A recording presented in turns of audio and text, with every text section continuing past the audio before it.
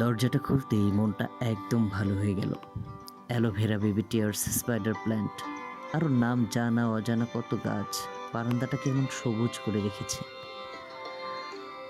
চলুন এবার আমি আপনাদেরকে আমাদের বিখ্যাত সেই বাথরুমটা দেখাই, যে বাথরুমটা অত্যন্ত সংকীর্ণ, যার ঘরগুলো খুব ছোট ছোট এবং গোসল করতে ঢুকলে দেয়ালে পিঠ থেকে যায় রীতিমতো, তবে টাইলস করা, এটাই যা শান্তির। দুটো সুন্দর আয়নাও রয়েছে, ইচ্ছে মতো মুখ দেখা যায়। চলুন আপাতত দূরের এই প্রাকৃতিক দৃশ্যগুলো দেখি।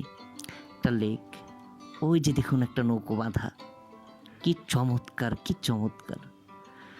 দূরে দুটো হল, শেখ রাসেল হল এবং তাজউদ্দিন আহমেদ হল পাশাপাশি। ব্যাস এই তো, এরকম প্রাকৃতিক মনোরম পরিবেশে ওয়াশরুম সারতে কার না ভালো লাগে বলুন।